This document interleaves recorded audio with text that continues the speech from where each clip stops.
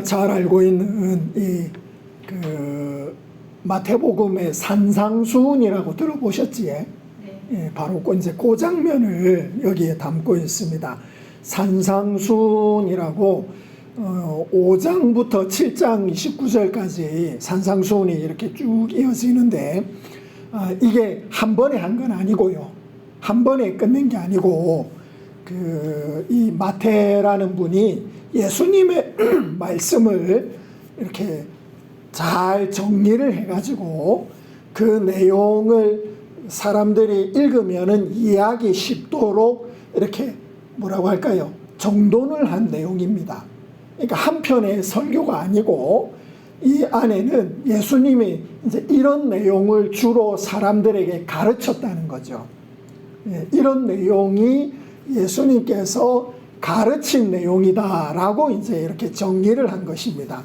그래 읽어보면 정말로 내용이 깊고 또 이래 묵상할 것도 많고 읽다 보면 마음의 위로도 굉장히 됩니다. 진짜 예수님의 가르침이 여기에 담겨져 있구나. 왜 보통 사람들이 뭐 예수님께서 내게 뭐라 이야기하신다 이런 거를 좀 상징적으로 듣거나 혹은 무슨 뭐라고 할까요? 신비적으로 받아들이는 경우가 있는데 그렇지 않습니다. 예수님의 말씀이 뭐다? 딱 여기에 다 있습니다. 예수님이 이렇게 말씀하신 거예요. 그게 이제 이 5장 1절부터 이 7장 29절까지 쭉 기록이 되어 있습니다. 요것만 읽으면 사실 예수님이 우리한테 뭐라고 했는지 다 아는 거예요. 이 안에 다 나와 있으니까. 요걸 가지고 예수님이 나에게 이렇게 말씀하셨다라고 말해도 하나도 틀린 게 없습니다. 어디 가가지고 예수님이 나한테 이렇게 말씀하셨는데 이러면 된다. 이게 이제 근거가 뭐냐 하면 뭐 갑자기 꿈꾸다가 막 꿈에 이런 게 아니고요. 뭐 어디서 막 음성이 들려가 이런 게 아니고 바로 요 내용입니다. 요 내용. 마태복음 5장 1절부터 7장 29절까지 쭉 기록된 요게 바로 예수님이 우리한테 들려주신 거예요. 그러니까 내용 첫 시작도 뭐라고 하냐면은 예수께서 무리를 보시고 산에 올라가 앉으시니, 그러니까 산에 올라가신 거예요. 높은 데 앉으신 거예요. 그럼 사람들은 그 밑에 앉겠죠. 산 아래 앉지 않겠습니까? 그렇게 앉으니까 어떻게 했냐면 예수님이 입을 열어 가르쳐 이르시되 이렇게 한 거예요. 예수님이 가르침인 거죠. 뭐 어렵겠습니까? 예수님이 우리한테 이제 알려주시는 그 가르침이 이 안에 다 담겨져 있으니까요. 요것만 따로 이제 딱 뽑아가지고 우리가 자주 읽고 묵상하고 공부를 해도 우리 신앙생활에 정말로 큰 유익이 있습니다. 그래서 마태복음 하는 김에 그런 것도 우리가 좀 이렇게 한번 살펴보고자 하는 마음도 있습니다. 자, 우리가 이제 저번에 지난주죠. 마태복음 4장 끝에 예수님께서 이제 빛이시고, 예수님이 빛이시잖아요. 참 빛이시고, 예수님이 그 빛이 비추이는 그 모양을 뭐라고 표현했냐면 4장 23절입니까? 거기에 예수님이 두루 다니시며, 갈릴리를 두루 다니시며, 가르치시고, 선포하시고, 고치셨다. 이렇게 나오잖아요. 그러니까 그 중에 그 가르치시는 그 빛이 비추는 모습을 여기에 이제 기록을 한 거예요. 우리 왜 이렇게 창문이 있으면 있지 않습니까? 가려지니까 우리 눈이 별로 안 부시잖아요. 근데 문을 딱 열면은 이 안으로 빛이 확 비쳐 들어와서 여기가 밝아지지 않습니까? 딱 그런 모습입니다.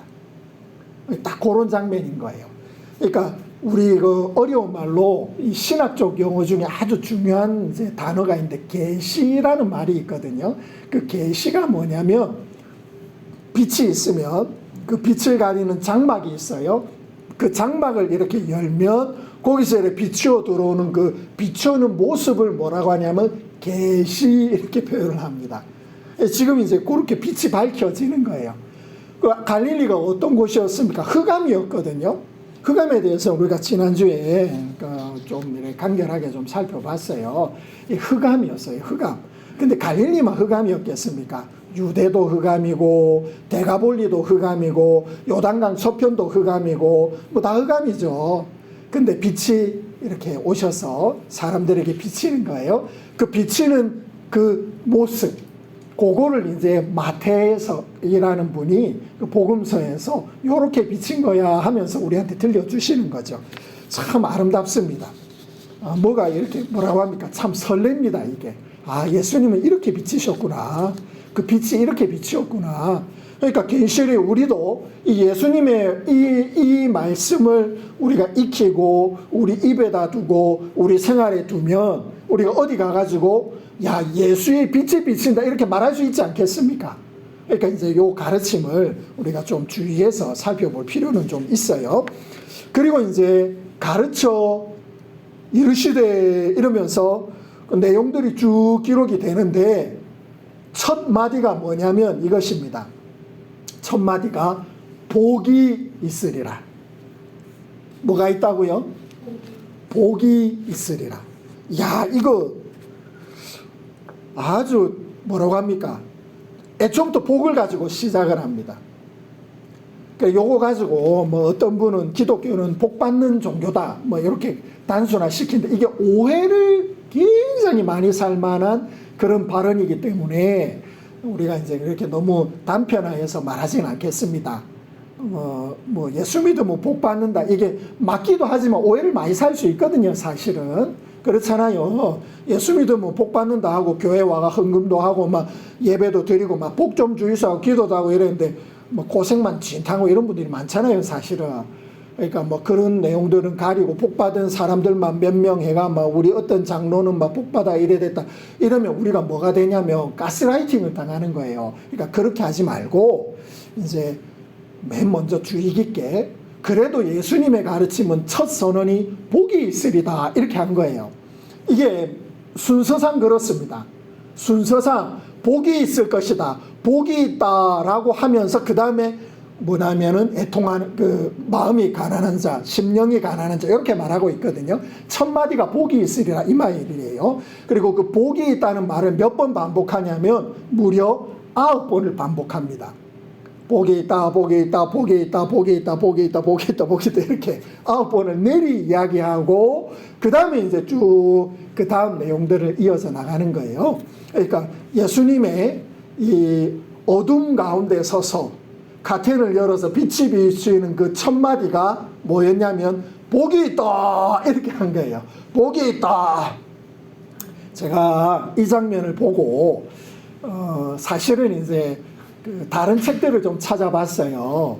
그러니까 다른 데서 사실은 요 장면 요런 모양은 종교나 혹은 어떤 인물이나 혹은 신화 가운데에 이렇게 등장할 법한 내용이거든요. 예를 든 겁니다. 우리 그 부처님께서 보리수 아래에서 깨달음을 얻었어요. 보리수 아래에서 깨달음을 얻고 난 다음에 이분이 이제 사람들을 향해서 한 첫 마디가 있잖아요. 예. 뭐 이게 어디 나오는지는 잘 모르겠습니다. 그럼 그게 뭐였냐면 이런 겁니다. 손을 이렇게 들고 이렇게 밑으로 하면서 천상천하 유아 독존 이렇게 했거든요. 천상천하 유아 독존 하늘과 땅 사이에 나 혼자 존재하는도다. 나 홀로 있구나. 굉장히 적막하기도 하고 뭔가 이렇게 자립적이기도 하고 뭐 이런 내용이잖아요. 그러니까 다들 이걸 읽으면 야, 이 선언대로 그렇지 우리는 이 세상 하늘과 땅 사이에 나 혼자 서 있는 자야. 그러면서 이제 뭐 고해 고 뭐 이런 내용들을 쭉 가르쳐요. 그러니까 그런 선언에 비하면 복이 있다. 뭔가 좀 다르죠. 좀 특이하지 않습니까? 이거 말고 뭐 다른 것도 있습니다. 예를 들면 도교의 노자라는 분이 있어요. 이분은 그 책 서두에 뭐라고 하냐면은 꿈을 꾼 이야기를 해요. 내가 어젯밤 꿈을 꿨는데 나비가 되었다 아이가. 그래 내가 나비인지 아니면 나비가 내 꿈을 꾸는 건지 모르겠네 이러면서 시작을 해요. 알쏭달쏭하게. 굉장히 웃기지 않습니까? 그게 이제 사람들에게 그 교 혹은 그 가르침 그 사상을 나타내는 표징이 되는 거예요. 표징이. 그리고 그뿐만이 아닙니다. 제가 또 이제 뭐 중국에 관련된 문학도 좀 배우고 그 뭐 이런 것도 좀 책도 좀 보고 안 했겠습니까? 제가 대학 시절에 이제 논어맹자 이런 걸 읽었거든요. 제가 이래봬도 사서삼경을 뗀 사람입니다. 대학 중용도 좀 이래 뗐습니다. 뭐 문자를 다 외운 건 아니고 독파를 했습니다. 자, 그러면 이 공자님께서 쓰신 논어의 첫 시작이 뭐냐면 이렇게 되어 있습니다. 자왈 학이 시습지면 불력열호화 이렇게 되어 있어요. 유붕이 자원 방래면 이렇게 되어 있어요. 그러니까 학이 시습지 배우고 익히면 즐겁지 아니한가. 얼마나 좋습니까? 그러니까 그 유학이 가지고 있는 첫 선언이에요. 그게 배우고 익히는 것. 뭔가 학습이 이루어지고 무언가 배우고 익히는 과정을 이렇게 가르쳐 주지 않겠습니까? 대본에 그런 게 나오잖아요. 뭐든지 어떤 것이든지 하여튼 그것을 가르친 그 사람 혹은 사상의 시작 이런 것에는 요런 내용들이 좀 있다는 말이죠. 심지어 우리나라의 그 단군 신화에도 단군께서 이 땅에 와서 뭐라고 합니까? 풍사와 웅사를 통해서 이 땅에 비와 구름을 불러서 농사를 일으키게 하고 그 다음에 뭐라고 했냐면 그 곰이 사람이 되어서 이제 이렇게 자기 아내로 맞이해서 그 웅족 사람들을 모아서 뭐라고 했냐면 널리 사람을 이롭게 하자 이렇게 선언을 했거든요. 널리 사람을 이롭게 하자. 홍익인간이라고 하잖아요. 널리 사람을 이롭게 하자. 참 그런 많은 어떤 그 시작에 비하면 예수님의 이 내용은요, 뭐라고 할까요? 뭔가 거대하거나 이런 게 아니에요. 뭔가 어떤 목적 지향적인 그런 내용이 아닙니다. 그렇죠? 뭔가 사람으로 하여금 이렇게 행동하게 만드는 것이 아니라는 것입니다. 너희가 이래야 복을 받아라고 선언을 한 게 아니에요. 그런 가르침이 아니라는 말입니다. 앞으로 너희 이렇게 살아. 나는 이렇게 너희들을 가르칠 거야. 꿈인지 나비인지 헷갈리면서 살 거야. 열심히 배우면서 살아가야 돼. 우리가 하늘과 땅 사이에 하나밖에 없는 거야. 나밖에 없는 거야. 그러니까 자기 스스로 깨달아 가야 돼. 이런 게 아닌 거예요. 무언가 행동 지침을 알려주는 것이 아닙니다. 그죠? 우리가 오해를 해가지고 복 받기 위해서 이렇게 해야 된다. 이건 우리 이방인들의 생각입니다. 유대인들은 그렇게 보지 않습니다. 복이 있을 것이다. 그리고 난 다음에 애통하는 자가 등장을 합니다. 맞지 않죠. 맞지 않습니다. 그래서 우리가 뭘 해야 하냐면 복이 뭔지를 먼저 살펴야 됩니다. 그러니까 유대인들도 알고 성경에 기록되어 있고 이 당시의 사람들이 예수님께서 복이 있다 이렇게 말했을 때 그 복이 과연 무엇일까? 그것부터 이제 우리가 규정을 해야 됩니다. 어렵지 않습니다. 우리가 딱 한 구절만 찾으면 바로 나옵니다. 한 구절만 딱 보면 그냥 그대로 등장을 합니다. 그게 뭐냐면 잠언 22장 1절입니다. 잠언 22장 1절. 제가 읽어드리겠습니다. 잠언 22장 1절 이렇게 기록이 되어 있습니다. 많은 재물보다 명예를 택할 것이요 은이나 금보다 은총을 더욱 택할 것이니라. 그죠? 여기에 잘 나와 있잖아요. 이렇게 재물도 있어요. 명예도 있어요. 맞잖아요. 재물도 있고 명예도 있고 은과 금도 있습니다. 하나님께서 백성들을 이래서 은도 내 것이고 금도 내 것이다.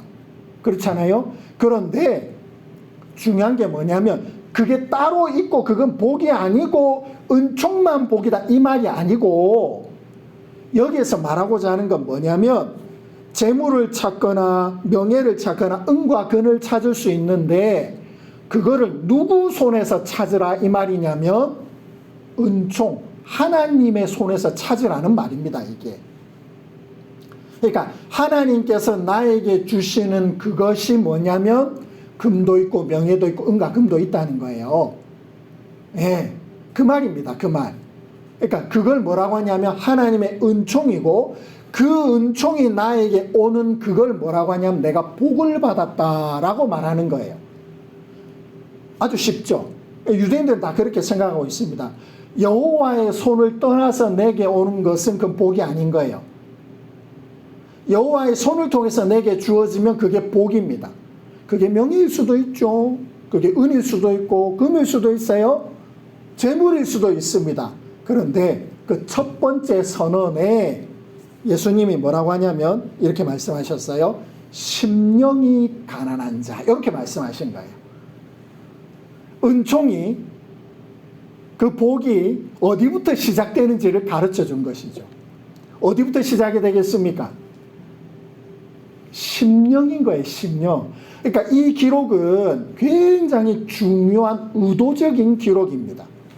예수님은 사람들에게 떡도 먹일 수도 있고 은과 금도 줄 수도 있고 명예도 줄 수도 있고 뭐 다 원하는 게 있잖아요. 제자들도 아마 나중에 주님 나라에 마실 때 나를 오른편에 자는 왼편에 우리 형제를 좌우 승상으로 다 하잖아요. 우리 뭐 유다 같은 경우에는 궤를 맡아가지고 막 사람들이 이렇게 지원해주는 돈을 예래 가지고 있었거든요. 200데나리온 정도 엄청 큰 돈입니다. 뭐 그런 걸 다 계산하고 있잖아요. 그런데 그게 아니고 예수님이 뭘 시작을 하냐면 심령 이렇게 말한 거예요. 심령은 영혼을 말합니다. 영혼. 그러니까 영혼부터 시작을 한다는 말입니다. 그러니까 이 영혼을 어떤 상태로 만드냐면 가난한 자 이렇게 표현한 거예요. 이게 사실은 그 복을 받는 일에 그리고 그 빛이 비추는 일에 굉장히 중요한 첫 문장입니다. 가난하다. 왜 그러냐면요. 우리 대대로 우리 믿음의 선배이고 또 하나님을 사모하고 은총을 사모한 사람들이 대체적으로 그 은총을 구할 때 이렇게 구한 거예요. 이렇게 구했습니다. 하나님, 내가 막 배가 고파 죽겠는데 떡 좀 주이소. 내가 돈이 없어서 지금 굶어 죽겠는데 돈 좀 주이소. 돈벼락 주이소. 뭐 복권 맡겨 주이소. 이렇게 한 게 아니고 우리 믿음의 선배들이 하나님 앞에 은총을 구할 때 어떻게 했냐면 예를 들어서 이렇습니다. 시편 42편에 보면 2절에 이렇게 말했어요. 내 영혼이 하나님 곧 살아계시는 하나님을 갈망하나니. 뭐가 갈망한다고요? 영혼이 갈망한다는 거예요. 영혼이. 참 재밌지 않습니까? 그뿐만이 아니고 시편 63편 1절에 하나님이여 주는 나의 하나님이시라. 내가 간절히 주를 찾되 물이 없어 마르고 황폐한 땅에서 내 영혼이 주를 갈망하며 내 육체가 주를 앙모하나이다. 뭐가 먼저 나와 있습니까? 영혼이 나온 거예요. 그러니까 시작이 뭐부터냐면 영혼부터라는 것입니다. 영혼부터. 이게 굉장히 중요해요. 왜냐하면 이게 나중에 우리 그 유명한 말씀이잖아요. 우리 그 저기 순복음에서 가르치는 삼박자 구원의 모태가 되는 요한 3서에 요한 사도께서 알려주신 건 내 영혼이 잘됨 같이 내가 잘되고, 그죠? 범사가 잘되기를 내가 간구하노라 이러잖아요. 제일 먼저 순서가 뭐라고요? 영혼입니다. 영혼. 영혼부터 예수님이 이야기를 하신 거예요. 그러면 복이 임하는 데에 사실은 우리가 가져야 할 어떤 뭐라고 합니까? 나의 어떤 상태가 있다는 거죠. 그런 자에게 예수님이 뭐라 하면 이런 겁니다. 네가 네 영혼으로 갈급해라. 그러면 복이 있을 것이다. 이게 아닙니다.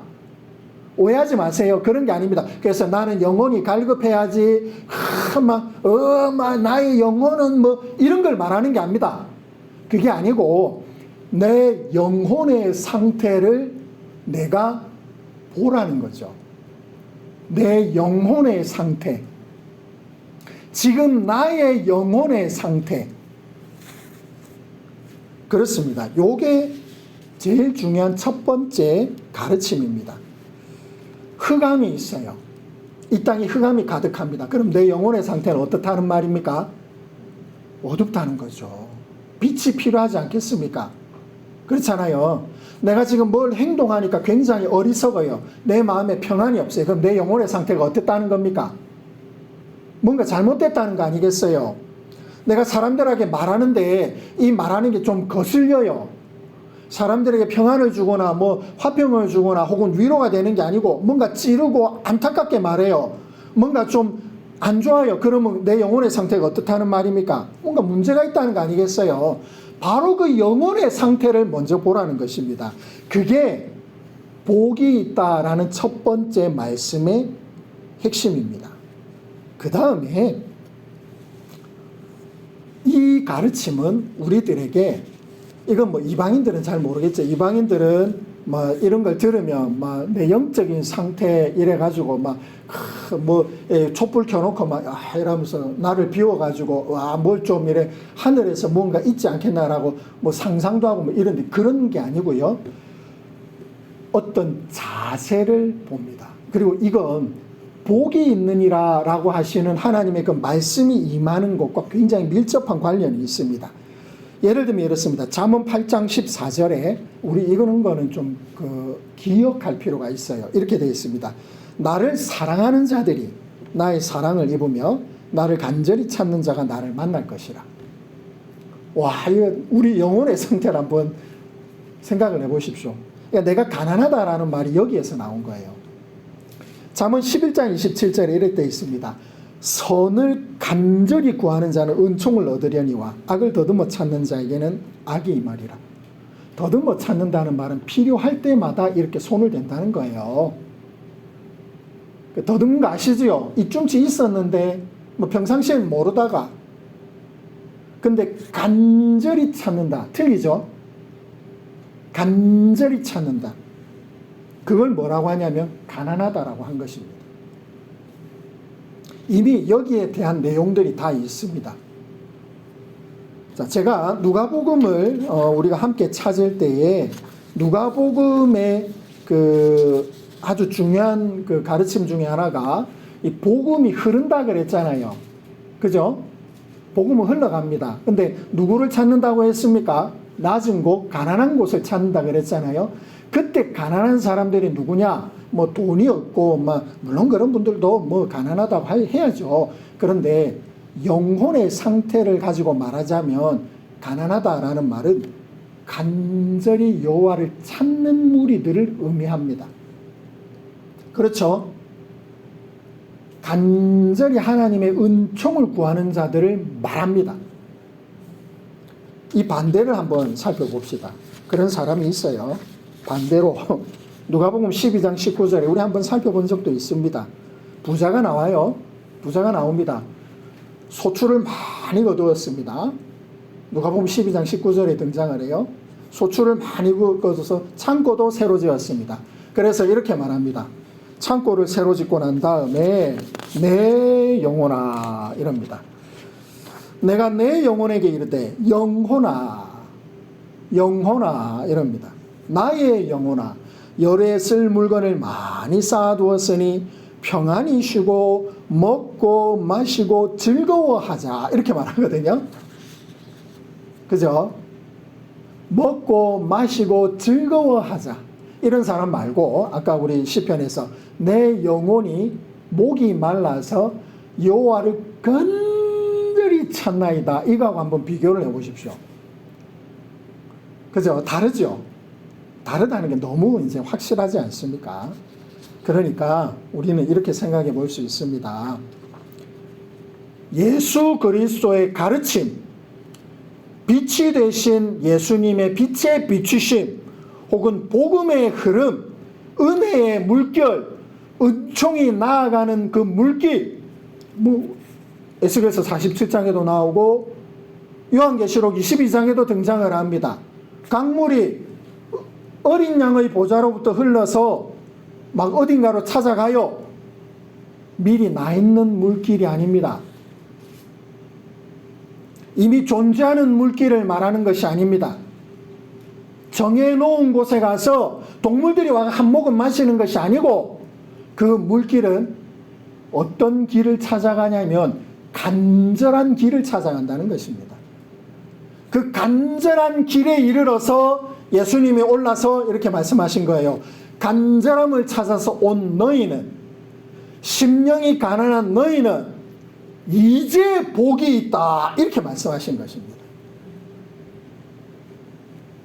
아주 위로가 되지 않습니까? 우리가 심령이 가난해서 그 마음이 이렇게 가난하니까 우리가 주님 앞에 나와서 기도하고 또 예배도 드리고 하나님께서 우리에게 복 주시기를 바라서 이런 자리에 우리가 좀 이렇게 작고 뭐 여러 가지가 좀 부족할 수 있지만 이렇게 앉아서 여러 가지 어려움을 이겨내고 이렇게 가난한 마음으로 와서 하나님 예배도 드리고 우리가 헌신도 하고 또 우리가 복 받기를 원합니다 라고 한 바로 그 자리, 바로 그곳, 거기에 예수님의 선언입니다. 심령이 가난한 너희는, 그 영혼이 갈급한 너희는 복이 있다.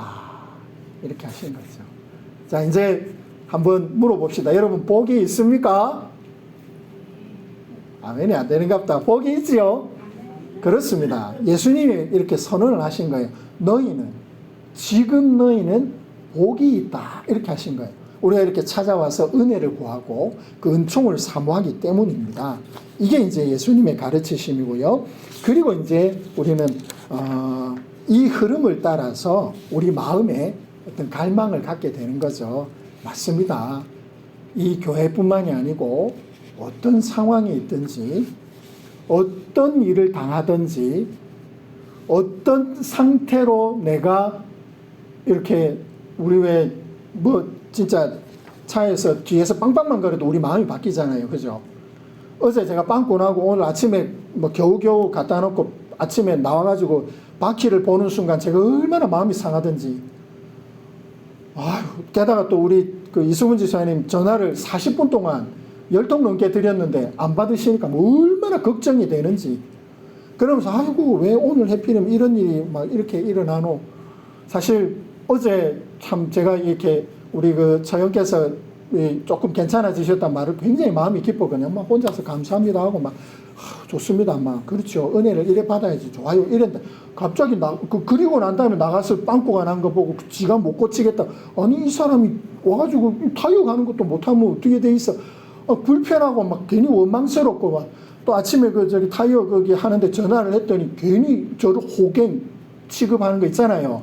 뭐 오셔야지 가격을 알려드릴 수 있고. 아니 그거 갖추는데 뭐 1, 2만 원이면 되는 거고 뭐 그 돈 들게 그냥 기계 써서 해주면 끝인데 그러니까 뭐 그냥 서비스 해주시면 해드릴 수 있으면 이러면 얼마나 좋겠어요. 그죠? 근데 무슨 견적 보는 것도 아니고 막 뭐 이래 세상이 이렇고 그런 온갖 마음이 듭니다. 그렇죠? 그러면 그때 우리가 어떻게 합니까? 제가 어떻게 해야 되겠습니까? 나는 복이 있는 사람인가요? 아니면 저주받은 사람인가요? 재수 없는 사람인가요? 아닙니다. 저는 이 말씀을 믿습니다. 오늘 이 선언을 제가 믿습니다. 너는 복이 있다라고 하신 이 말씀을 믿습니다.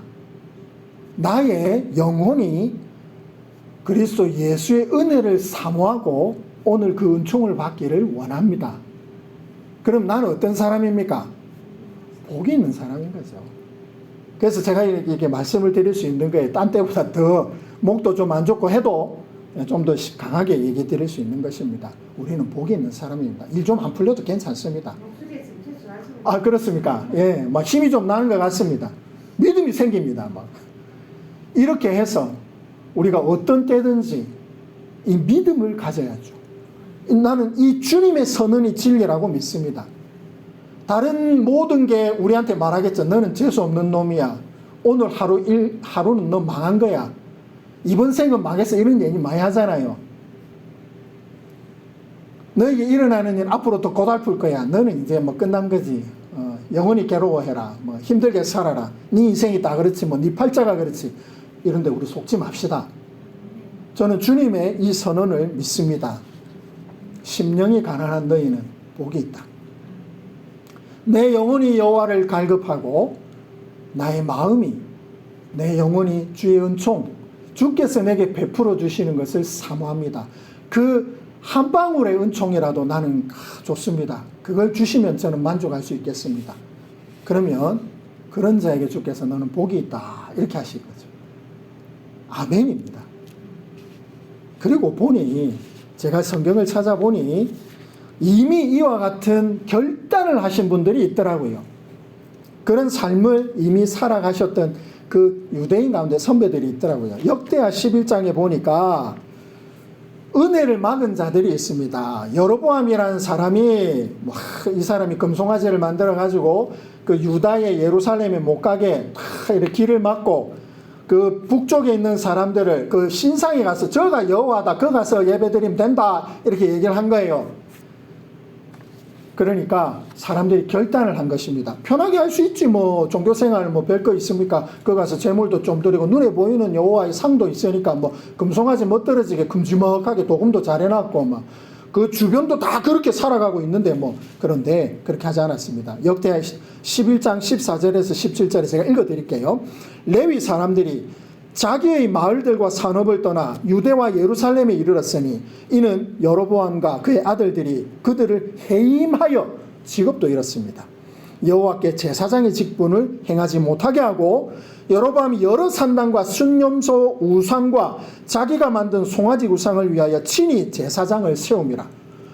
아니 직업도 잃고 살 것도 쫓겨나고 이 사람들의 말하자면 자존심, 제사장이라는 자존심까지 다 뺏어버렸어요.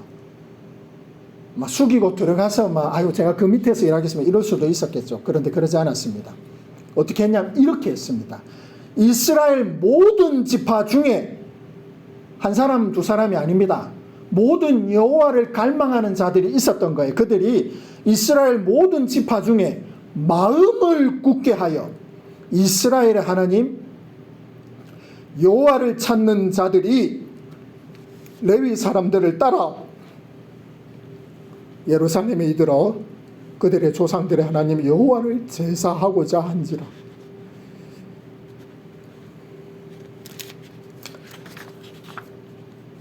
이미 이런 분들이 계셨습니다. 이미 마음의 결단을 하고 여호와를 찾기로 작정한 분들이 우리 선배들 중에 이미 계셨던 거예요. 그러니 이렇게 말씀하십니다. 그러므로 3년 동안 유다 나라를 도와 솔로몬의 아들 르호보암을 강성하게 하셨으니. 원래 르호보암은 그럴 인재가 아닙니다. 이 작자는 굉장히 악한 자였습니다.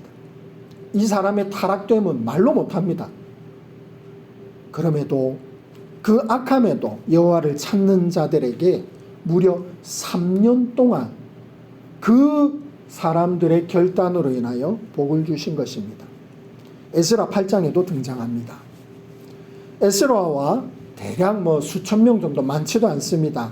포로로 잡혀갔던 사람들이 이제 돌아가서 예루살렘 성을 건축하고자 합니다. 물건도 없고 돈도 없고 신분도 형편없고 국경을 넘어가려고 하니 두렵기가 한량이 없습니다. 언제 약탈자들에게 만나서 노예로 잡혀갈지도 모릅니다. 그때 그들의 왕이 이야기를 해주었습니다. 내가 너희들한테 뭔가를 좀 지원해 주겠다. 군사도 보내주겠다. 그때 이렇게 말했습니다. 그때에 에스라 8장 21절에서 23절입니다. 그때에 내가 아하와 강가에 금식을 선포하고 우리 하나님 앞에서 스스로 겸비하여 우리와 우리 어린 아이와 모든 소유를 위하여 평탄한 길을 그에게 강구하였으니 이는 우리가 전에 왕에게 아뢰기를 우리 하나님의 손은 자기를 찾는 모든 자에게 선을 베푸시고 자기를 배반하는 모든 자에게 권능과 진노를 내리신다 하였으므로 길에서 적군을 막고 우리를 도울 보병과 마병을 왕에게 구하기를 부끄러워하였습니다. 그러므로 우리가 이를 위하여 금식하며 우리 하나님께 간구하였더니 그의 응낙하심을 입었느니라. 저는 이런 갈급함이 언제든지 좀 우리 안에 있어서 이 갈급함을 표현해 가시기를 권고드립니다. 해볼만 합니다. 다른 데서 도움을 구하는 것이 아니라 하나님의 도움을 구하는 거죠. 다른 데서 무엇을 찾는 것이 아니라 우리 하나님의 손길을 내 영혼이 사모하는 것입니다. 여기저기 어디 전화 좀 돌리고 사람 좀 찾고 누군가의 읍소를 좀 하고 동정심도 좀 자극하고 그렇게 해서 우리가 이 위기를 극복하는 것이 아니라 당당하게 다른 사람들에게 꿀릴 것 없이 믿음을 가지고 여호와의 도우심, 지금 우리로 치면 그리스도 예수의 사랑을 구하는 것입니다. 예수님 도와주십시오. 그런 자에게 주님이 선언을 해주셨어요. 그런 너는 복이 있다. 네가 바로 복이 있다. 우리가 이 말씀을 마음에 세우고 앞으로 계속 복이 있는 사람으로 살아가시기를 주님의 이름으로 축원을 드립니다.